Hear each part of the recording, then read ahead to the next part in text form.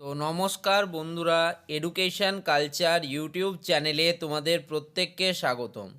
তোমরা যারা diploma third semester electrical engineering স্টুডেন্টরা রয়েছো, তো তোমাদের কিন্তু অড সেমিস্টার এক্সামিনেশনে আর একদম দেরি নেই। জানুয়ারি মাসের 13 তারিখ থেকে শুরু হচ্ছে তোমাদের odd semester examination.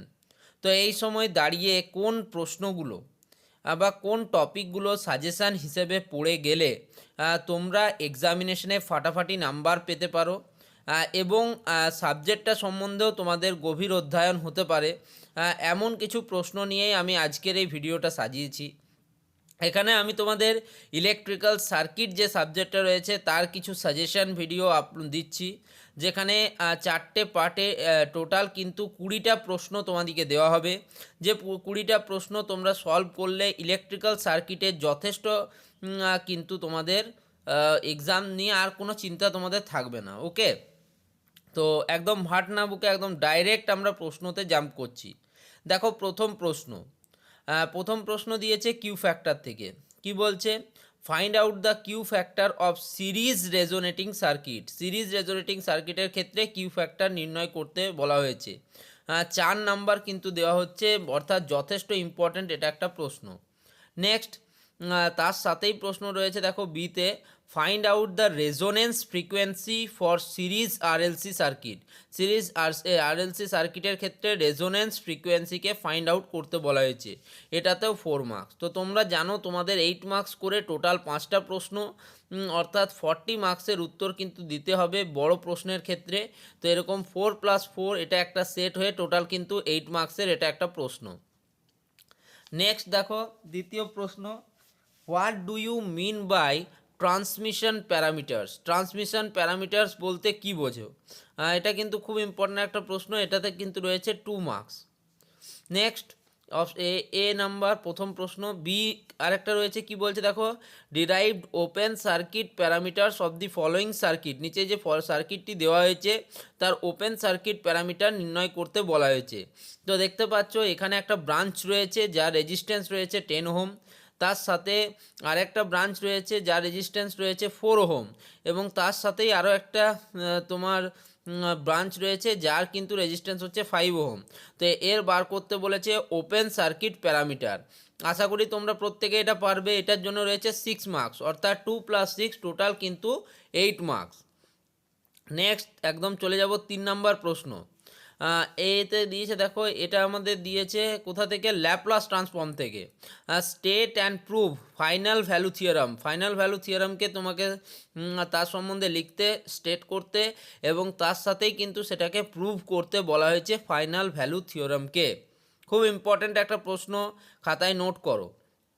Next B দেখো, find the Laplace transform of the expression. একটা এক্সপ্রেশন নিচে দেওয়া রয়েছে, তার ল্যাপ্লাস ট্রান্সফর্ম বার করতে বলা হয়েছে s+4 divided by 2a² plus 5s+3।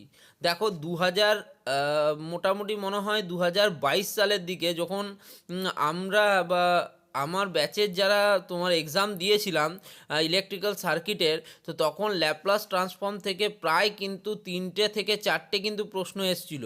ফলে কোনো কোনো ইয়ারে কোনো একটা বিশেষ টপিক থেকে প্রচুর প্রশ্ন চলে আসে, তাই আমি কোনো টপিক তোমাদের বাদ দিইনি, এবং প্রত্যেকটা টপিক থেকেই কিন্তু তোমাদের প্রশ্নগুলো বাছাই করে নিয়ে এসেছি, যাতে তোমরা প্রত্যেকটা টপিক পড়ো, বোঝো এবং সেগুলো এক্সামে করে আসতে পারো। ঠিক আছে? তো তোমাকে ল্যাপ্লাস ট্রান্সফর্মের এক্সপ্রেশন করতে বলেছিল বিতে।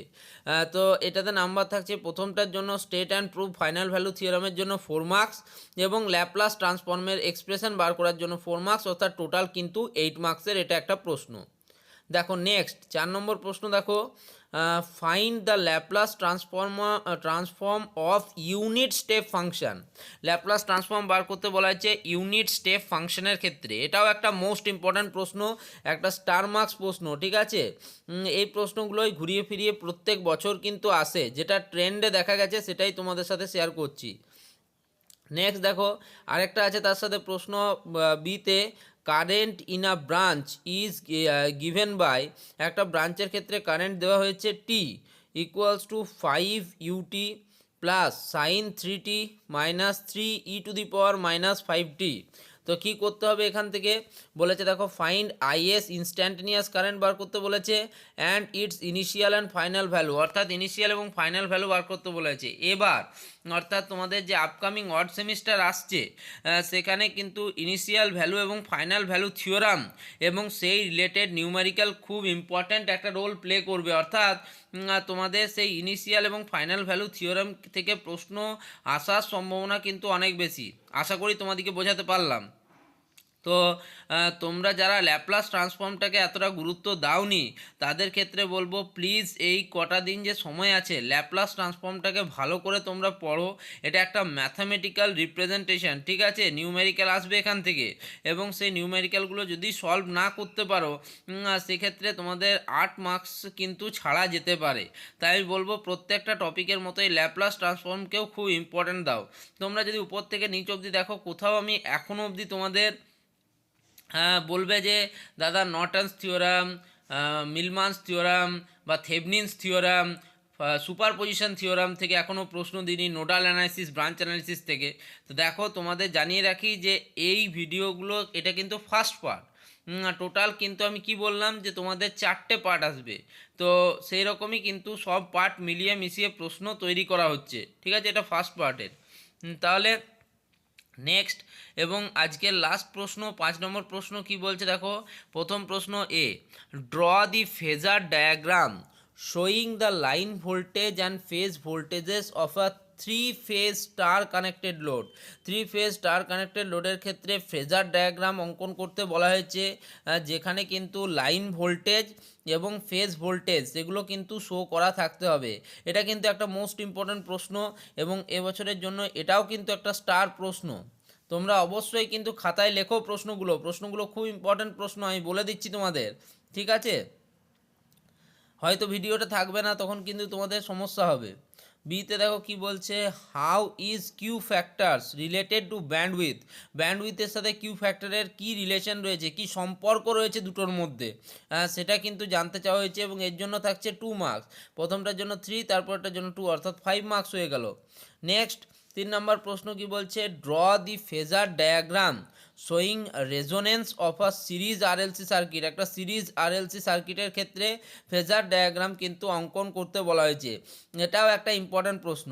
তো আজকের যদি প্রশ্নের আমরা ডিভিশন করি তাহলে দেখতে পাচ্ছ এখানে আমি এসি সার্কিট থেকে দুটো প্রশ্ন দিয়েছি, দুটো প্রশ্ন। তারপরে প্যারামিটার্স থেকে দিয়েছি একটা প্রশ্ন, এবং ল্যাপ্লাস ট্রান্সফর্ম থেকে আমি দিয়েছি ট্রান্সফর্ম থেকে আমি দিয়েছি দুটো প্রশ্ন। এই নিয়ে কিন্তু আমি সেটটা তৈরি করেছি, যেখানে টোটাল কিন্তু 5টা প্রশ্ন আমি দিয়েছি। খুব ইম্পর্ট্যান্ট প্রশ্নগুলো, অবশ্যই তোমরা প্রত্যেকে এই চ্যানেলের সাথে যুক্ত হয়ে যাও পরবর্তী সাজেশনগুলো পাওয়ার জন্য। ধন্যবাদ সকলকে।